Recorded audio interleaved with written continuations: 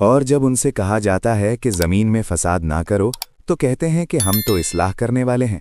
खबरदार, यही लोग फसाद करने वाले हैं, लेकिन उन्हें शऊर नहीं। और जब उनसे कहा जाता है कि तुम भी इसी तरह ईमान लाओ जैसे दूसरे लोग ईमान लाए हैं, तो कहते हैं कि क्या हम वैसे ही ईमान लाएं जैसे बेवकूफ़ ईमान लाए हैं। खबरदार, हकीकत में ये खुद बेवकूफ़ हैं, लेकिन ये जानते नहीं।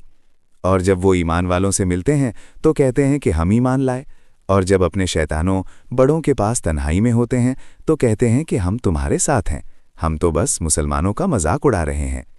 अल्लाह उनसे मजाक करता है और उन्हें उनकी सरकशी में ढील दे रहा है कि वो भटकते फिरें। यही वो लोग हैं जिन्होंने हिदायत के बदले गुमराही खरीद ली, बस ना उनकी तिजारत ने नफ़ा दिया और ना ही वो हिदायत पाने वाले थे। इनकी मिसाल उस शख्स की सी है जिसने आग जलाई, फिर जब आग ने उसके गिरदो नवाह को रोशन कर दिया तो अल्लाह ने उनका नूर छीन लिया और उन्हें अंधेरों में छोड़ दिया कि वो कुछ नहीं देखते। ये बहरे हैं, गूंगे हैं, अंधे हैं, बस वो अब नहीं लौटेंगे।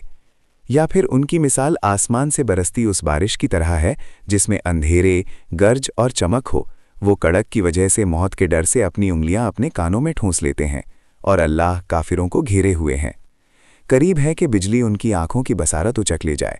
जब कभी बिजली उन पर चमकती है तो वो उसकी रोशनी में चलने लगते हैं, और जब उन पर अंधेरा छा जाता है तो खड़े हो जाते हैं। और अगर अल्लाह चाहता तो उनके कान और उनकी आंखें ख़त्म कर देता।